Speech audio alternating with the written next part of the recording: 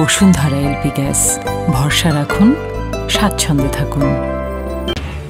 সিলেটের 4 জেলাতে 30 ধরনের নতুন করোনার সন্ধান। 6টি নিয়ে বিশ্বের কোথাও টিকাই ঠেকাবে সব ধরনের ভাইরাস। ক্লিনিক্যাল ট্রায়ালের উৎপাদনে যাচ্ছে দেশীয় গ্লোবের ভ্যাকসিন। করোনাকালে দেশে ফেরা প্রবাসীদের হতাশ না হয়ে আত্মকর্মসংস্থানে নিয়োজিত হওয়ার আহ্বান প্রধানমন্ত্রীর। অন্ধের মতো বিদেশে না ছোটার পরামর্শ। দেশের রাজনীতিতে আলোচনায় দুই ভাই। কাদের মির্জার বিতর্কিত মন্তব্যের পর সতর্ক করলেন ওবায়দুল কাদের। বললেন, দলীয় শৃঙ্খলা ভঙ্গ করলে ছাড় পাবে না কেউ।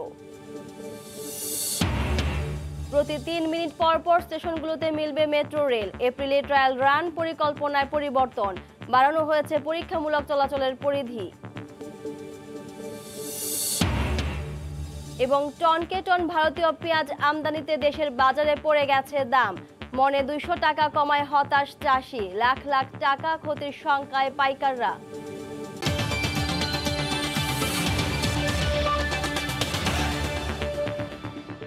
দেখছিলেন শিরোনাম। জনপদের সময়ের সঙ্গে আছি আমি মাহমুদা মনি।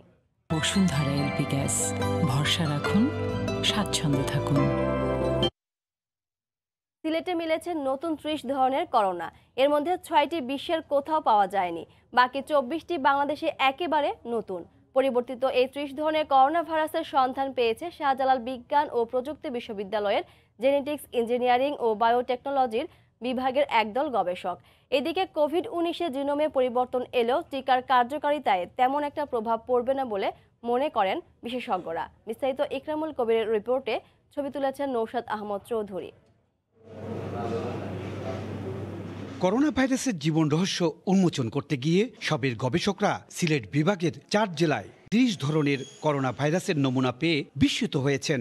গবেষক দলের সদস্যরা বলছেন, সুনামগঞ্জ ও হবিগঞ্জে করোনার 10টি নমুনার জিন বিশ্লেষণ করে প্রোটিন লেভেলে 47টি পরিবর্তন পাওয়া গেছে। এর মধ্যে 30টি পরিবর্তিত করোনা ভাইরাস বাংলাদেশের প্রেক্ষিতে একেবারে নতুন। নতুন কোনো মিউটেশন আমরা পাচ্ছি কিনা যেটা বাংলাদেশের জন্য স্পেসিফিক অথবা সিলেট রিজিয়নের জন্য স্পেসিফিক, সেটা আসলে আমরা বের করার জন্যই আসলে গবেষণাটা করছি। একটা মিউটেশন পাওয়া গেছে যেটা কোথাও দেখা যায় নাই, সেটা সেক্ষেত্রে সিলেট রিজনে এটা পাওয়া গেছে। সেটা আসলে কতটুকু নেগেটিভলি ইফেক্ট ফেলবে আমাদের মানুষের জন্য সেটা এখনো স্পষ্টভাবে বলা যাচ্ছে না। মূলত বাংলাদেশ করোনার গতি প্রকৃতি ও বৈচিত্র্য উদ্ঘাটনের লক্ষ্যে শাবিপ্রবির জিইবি বিভাগ এই মিউটেন্টগুলো নিয়ে কাজ করছে। ফলে দেশে কোন ভ্যাকসিন কার্যকর হবে সেটার একটি ডিজাইন আগে থেকেই এই গবেষণাগুলোর মাধ্যমে বুঝতে পারা যাবে বলে জানালেন বিভাগীয় প্রধান। এটা আসলে নতুন গবেষণার দ্বারকে উন্মোচন করবে। ভ্যাকসিনের যে ধরন বা কোন এলাকার মানুষের জন্য বা কোন টাইপের মানুষের জন্য কোন ভাইরাসের এগেনস্টে কোন ধরনের ভ্যাকসিন লাগবে ওইখান থেকে ধারণা আমরা পাবো। বিশ্ববিদ্যালয়ের নিজস্ব অর্থায়নে করোনা ভাইরাসের প্রকৃতি ও বিস্তার নিয়ে গবেষণা শাবিপ্রবির এক অনন্য অর্জন বলে জানালেন উপাচার্য। এই ভাইরাসের যদি গতি প্রকৃতি এবং তার ধরন যদি আমরা বুঝতে না পারি, তাহলে আমাদের যে ভ্যাকসিনটা দিব, ভ্যাকসিনটার কার্যকারিতা নিয়ে কিন্তু প্রশ্নবিদ্ধ হবে। তখন কিন্তু দেখা যাবে যে ওই ভাইরাস যে ভ্যাকসিন হয়তো কাজ নাও করতে পারে। এদিকে কোভিড-19 জিনোমে পরিবর্তন এলেও টিকার কার্যকারিতায় তেমন একটা প্রভাব পড়বে না বলে মনে করেন এই স্বাস্থ্য বিশেষজ্ঞ। স্বাভাবিক যে মিউটেশন হচ্ছে ওইটা নির্ণয় করা হচ্ছে, এটার কোনো ক্লিনিক্যাল ইমপ্লিকেশন বা ভ্যাকসিনের উপর কোনো ইমপ্লিকেশন নেই। বিশ্ববিদ্যালয়ের নিজস্ব অর্থায়নে 18 মে শনাক্তকরণ ল্যাব স্থাপন করা হয়। 5 জানুয়ারি পর্যন্ত 37,267 নমুনা পরীক্ষা করে 6,560টি পজিটিভ নমুনা শনাক্ত করা হয়। ইকরামুল কবির, সময় সংবাদ, সিলেট। দেশে করোনায় আক্রান্ত হয়ে একদিনে 17 জন মারা গেছেন। এ নিয়ে মৃতের সংখ্যা বেড়ে দাঁড়ালো 7,687 জনে। স্বাস্থ্য অধিদপ্তরের তথ্য মতে 24 ঘন্টায় নতুন করে 978 জনের দেহে শনাক্ত হয়েছে কোভিড-19। গত 24 ঘন্টায় কোভিড-19 নমুনা পরীক্ষা করা হয়েছে 15,544 জনের। এ পর্যন্ত মোট নমুনা পরীক্ষা হয়েছে 33,24,029 জনের। 24 ঘন্টায় নতুন শনাক্ত হয়েছেন 978 জন। এ নিয়ে দেশে মোট শনাক্তের সংখ্যা 5,18,898 জন। 24 ঘন্টায় মারা গেছেন 17 জন। এ পর্যন্ত করোনায় আক্রান্ত হয়ে মারা গেলেন 7,687 জন। করোনা থেকে 24 ঘন্টায় সুস্থ হয়েছেন 1021 জন। এ পর্যন্ত সুস্থ হয়েছেন 4,63,480 জন। ক্লিনিক্যাল ট্রায়ালের জন্য উৎপাদনে যাচ্ছে বাংলাদেশের ভ্যাকসিন বঙ্গভ্যাক। উদ্ভাবক প্রতিষ্ঠান গ্লোব বায়োটেকের আবেদনে গত সপ্তাহে অনুমোদন দিয়েছে ওষুধ প্রশাসন অধিদপ্তর। সব ঠিকঠাক থাকলে আসছে সপ্তাহে সিআরওর মাধ্যমে BARC-তে ক্লিনিক্যাল ট্রায়ালের অনুমতি চাইবে গ্লোব। 5 মাসের মধ্যে ক্লিনিক্যাল ট্রায়াল শেষ করে আগামী জুনে দেশের বাজারে ভ্যাকসিন মিলবে বলে জানিয়েছে প্রতিষ্ঠানটি। করোনা মোকাবিলায় ভ্যাকসিনই একমাত্র হাতিয়ার। এরই মধ্যে অক্সফোর্ড অ্যাস্ট্রাজেনিকা, ফাইজার, মডার্না সহ বেশ কিছু ভ্যাকসিনের প্রয়োগ শুরু হয়েছে বিভিন্ন দেশে। ভারতের সেরাম ইনস্টিটিউটের মাধ্যমে অক্সফোর্ডের ভ্যাকসিন চলতি মাসেই হাতে পাওয়ার সম্ভাবনা বাংলাদেশের। অথচ বাজারে আসা ভ্যাকসিনের সঙ্গে কাছাকাছি সময়ে ভ্যাকসিন আবিষ্কারের ঘোষণা দিয়েও অনেকটাই পিছিয়ে আছে বাংলাদেশের ভ্যাকসিন বঙ্গভ্যাক। গ্লোব বায়োটেক বলছে, গত সপ্তাহেই ক্লিনিক্যাল ট্রায়ালের জন্য ভ্যাকসিন তৈরির অনুমোদন পেয়েছেন তারা। মানব থেকে ভ্যাকসিন প্রয়োগ করতে হলে সেই ভ্যাকসিনের ম্যানুফ্যাকচারিং লাইসেন্স দরকার। ইতিমধ্যে আমরা ক্লিনিক্যাল ট্রায়ালের জন্য ভ্যাকসিন উৎপাদনের লাইসেন্স আমরা director general of drug regulation থেকে আমরা পেয়েছি। এবং অন্যদিকে আমাদের সিআরও ক্লিনিক্যাল ট্রায়াল শুরু করার জন্য যে প্রস্তুতিগুলো আছে সেই প্রস্তুতিগুলো নিচ্ছেন। সব ঠিকঠাক থাকলে আগামী সপ্তাহেই মানবদেহে প্রয়োগের জন্য সরকারের সংশ্লিষ্ট দপ্তরে অনুমতি চাইবেন তারা। প্রস্তুতি আছে চলতি মাসেই তৃতীয় ধাপ শুরুর। সামনের দিকে আর কোনো প্রতিবন্ধকতা বা প্রতিকূলতার সম্মুখীন না হয় এবং এই 5 মাসের মধ্যে যদি আমরা ক্লিনিক্যাল ট্রায়ালটা যদি শেষ করতে পারি, তাহলে আশা করি জুনের মধ্যেই সেই স্বপ্নটা পূরণ হবে। অর্থাৎ বাংলাদেশের মানুষ যে বঙ্গভ্যাক্স তথা আমাদের ভ্যাকসিনের জন্য অপেক্ষা করতেছে, সেই ভ্যাকসিন মানুষের সেবায় আমরা ব্যবহার করতে পারব। দেশে উদ্ভাবিত এই ভ্যাকসিন 1 ডোজ প্রয়োগেই করোনা মোকাবেলা সম্ভব বলে দাবি গ্লোবের। রাশেদ লিমন, সময় সংবাদ, ঢাকা। করোনাকালে দেশে ফেরা প্রবাসীদের হতাশ না হয়ে দেশে আত্মকর্মসংস্থানে নিয়োজিত হওয়ার আহ্বান জানিয়েছেন প্রধানমন্ত্রী শেখ হাসিনা। সকালে বঙ্গবন্ধু আন্তর্জাতিক সম্মেলন কেন্দ্রে আন্তর্জাতিক অভিবাসী দিবসের উদ্বোধনী অনুষ্ঠানে গণভবন থেকে ভার্চুয়ালি যুক্ত হয়ে তিনি কথা বলেন। অন্ধের মতো বিদেশে না ছুটে দক্ষ হয়ে যাচাই বাছাইয়ের মাধ্যমে প্রবাসীদের বিদেশ যাওয়ার পরামর্শ দেন সরকার প্রধান। কোভিড-19-এর আতঙ্কে বিপর্যস্ত বিশ্বে প্রভাব পড়া অন্যতম প্রধান খাত অভিবাসী, যার মধ্যে বিভিন্ন দেশে প্রায় ৮০ লাখ বাংলাদেশি অভিবাসীর অবস্থানও পড়েছে সংকটে। গত বছরের ১ এপ্রিল থেকে ৩০ নভেম্বর পর্যন্ত দেশে ফিরে আসা প্রবাসীদের এই সংখ্যাটি ছিল ৩,২৬,৭৫৮ জন। এমন পরিস্থিতিতে বুধবার মুজিববর্ষের আহ্বান দক্ষ হয়ে বিদেশ যান স্লোগান নিয়ে দেশে পালিত হলো আন্তর্জাতিক অভিবাসী দিবস ২০২০।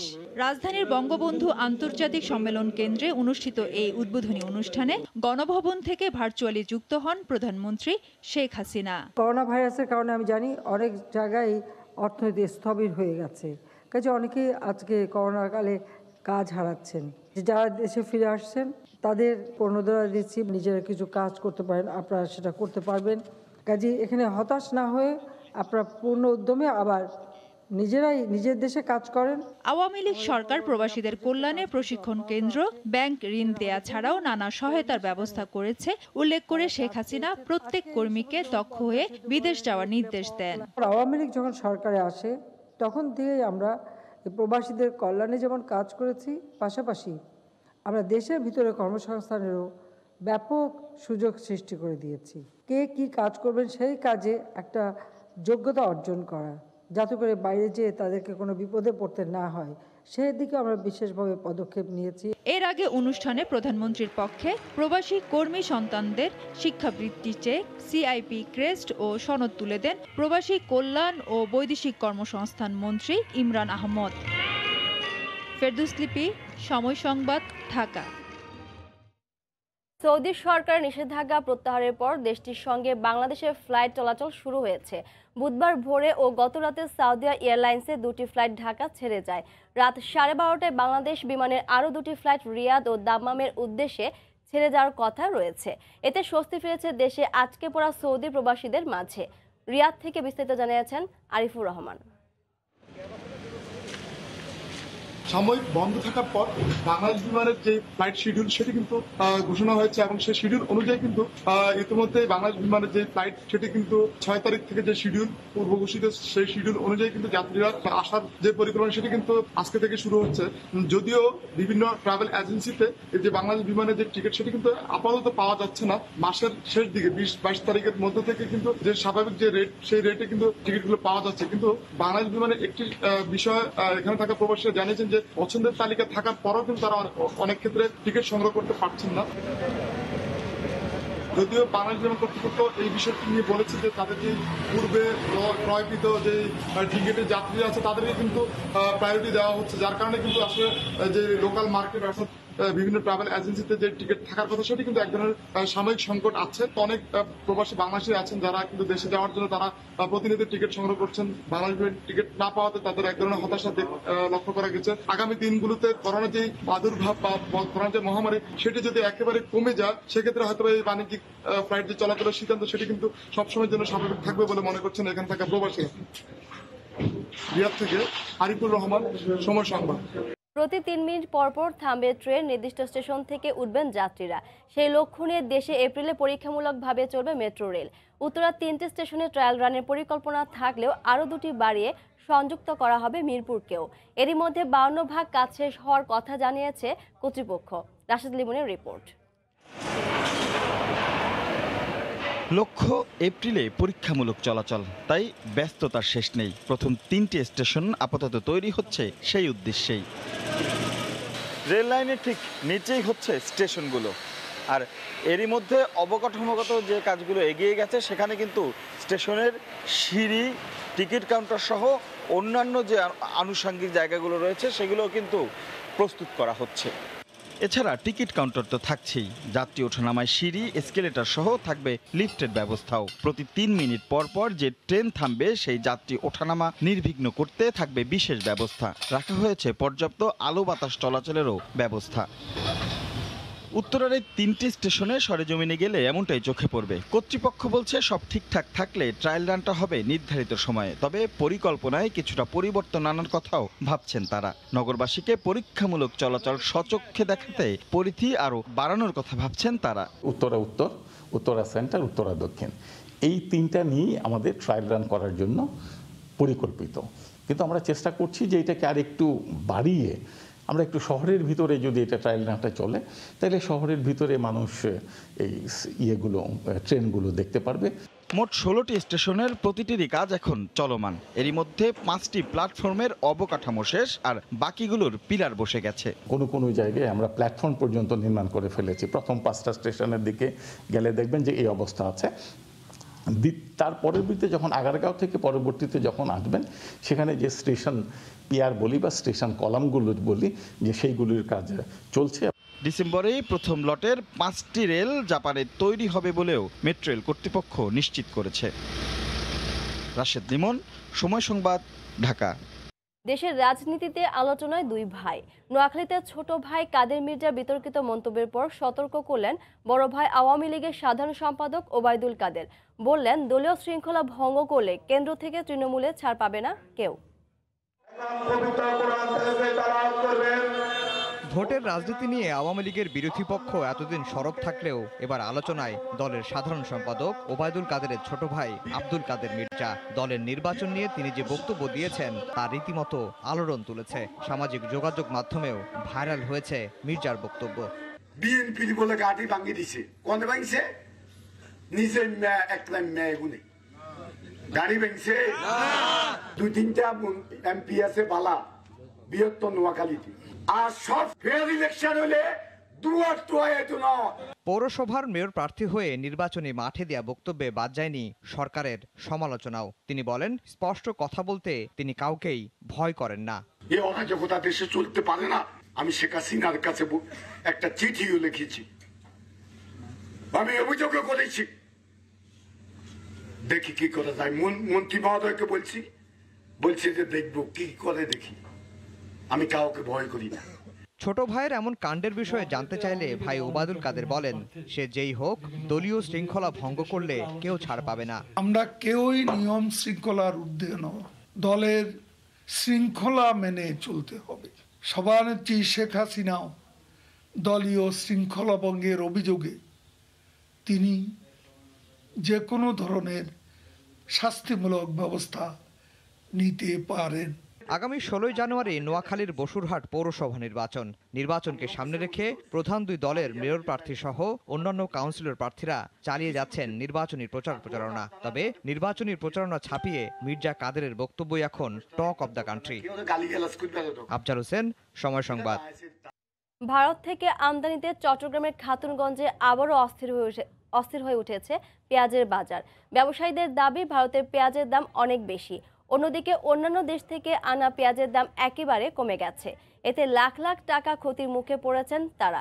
আশরাফুল আলম মামুনের ক্যামেরায় শফিকুল আলমের প্রতিবেদন।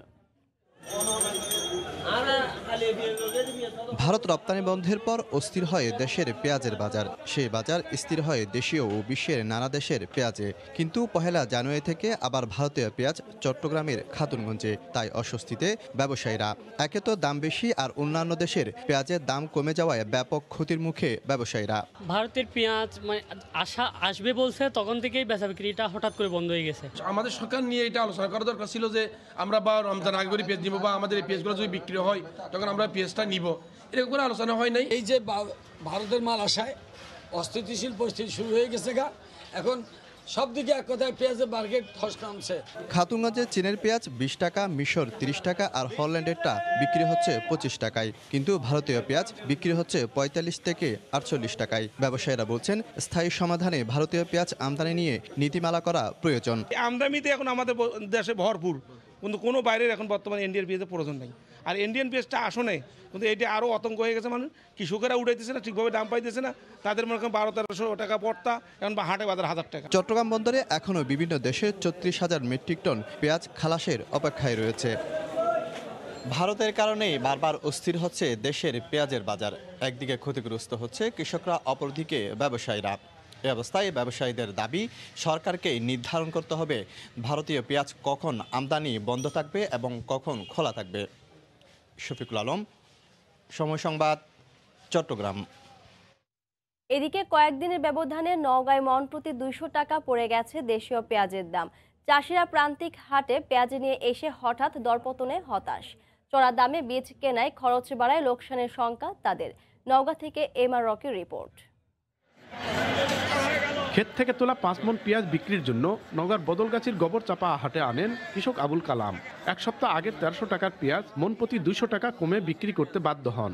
একই অবস্থা অন্য চাষিদেরও। ভারত থেকে পেঁয়াজ আমদানির খবরে এ দরপতন।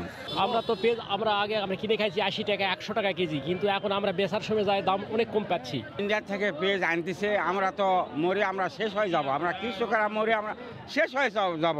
আমরা চাচ্ছি ইন্ডিয়া থেকে পেঁয়াজ আনা বন্ধ হোক, আমাদের দেশি পেঁয়াজের দাম বাড়তি হোক, আমরা কৃষকরা উপকৃত হব। গেল সেপ্টেম্বরে ভারত থেকে পেঁয়াজ আমদানি বন্ধ হলে হু করে বেড়ে যায় দাম। কৃষকরা ভালো দাম পাওয়ার আশায় এবার ধার দেনা করে অধিক জমিতে চাষ করে পেঁয়াজ। গরু বেচে, সোনা বেচে পেঁয়াজ লাগাইছি। আর গত বছর 4,000-5,000 টাকা মন গিয়েছিল। এবারে সবাই মারা গেছিল। এলসি পেঁয়াজ আনে একেবারে ব্যাপারীরা বলছেন, ভারত থেকে পেঁয়াজ আসায় দাম কমেছে। গোবরচোপা হাটে সর্বোচ্চ বাজার গেছে আপনার 1200 টাকা, নিচে 1100 টাকা বাজার গেছে। এলসি না বাজার দাম কমে গেছে। এলসি না নামলে তো পেঁয়াজের দাম 2000 টাকা, আবার 2000 টাকা লাগা যাবে। চলতি মৌসুমে জেলায় 9,500 হেক্টর জমি থেকে 1,20,000 মেট্রিক টন পেঁয়াজ পাওয়ার লক্ষ্যমাত্রা কৃষি বিভাগের। এমআর রকি, সময় সংবাদ, নওগাঁ। দেশের চাহিদার বিষয়কে গুরুত্ব দিয়ে আগামী 5 বছরে ইলিশ রপ্তানি না করার সিদ্ধান্ত নেওয়া হয়েছে বলে জানিয়েছে মৎস্য ও প্রাণী সম্পদ মন্ত্রী সমর রেজাউল করিম। দুপুরে সচিবালয়ে সাংবাদিকদের এ কথা বলেন মন্ত্রী। মাংসের উৎপাদন ছিল এখন থেকে 12 বছর পূর্বে 1.99, আর সেখানে এখন কিন্তু আমাদের উৎপাদন 7.67। ইলিশ উৎপাদন ছিল 2010-এ 2.99 লক্ষ মেট্রিক টন, এখন সেটা উৎপাদন বেড়ে হয়েছে 5.33 লক্ষ মেট্রিক টন। আগামী 5 বছরেও বাণিজ্যিক ভিত্তিতে ইলিশ রপ্তানি করা যৌক্তিক হবে না। এখনো গ্রামের অনেক মানুষ ইলিশের স্বাদ নিতে পারে না। তাদেরকে পর্যাপ্ত স্বাদ দিতে চাই, পর্যাপ্ত পরিমাণের ইলিশ খাবারের সুযোগ করে দিতে চাই, তারপর ইলিশ রপ্তানির কথা ভাবা যাবে। জানিয়ে দিচ্ছি জনপদের সময়ের শিরোনামগুলো। সিলেটের 4 জেলাতে 30 ধরনের নতুন করোনার সন্ধান, 6টি নেই বিশ্বের কোথাও। টিকাই ঠেকাবে সব ধরনের ভাইরাস। ক্লিনিক্যাল ট্রায়ালের উৎপাদনে যাচ্ছে দেশীয় গ্লোবের ভ্যাকসিন। করোনাকালে দেশে ফেরা প্রবাসীদের হতাশ না হয়ে আত্মকর্মসংস্থানে নিয়োজিত হওয়ার আহ্বান প্রধানমন্ত্রীর। অন্ধের মতো বিদেশে না ছোটার পরামর্শ। এবং দেশের রাজনীতিতে আলোচনায় দুই ভাই। কাদের মির্জার বিতর্কিত মন্তব্যের পর সতর্ক করলেন ওবায়দুল কাদের, বললেন দলীয় শৃঙ্খলা ভঙ্গ করলে ছাড় পাবে না কেউ। এই ছিল এখনকার মতো, সঙ্গে থাকুন সময়ের।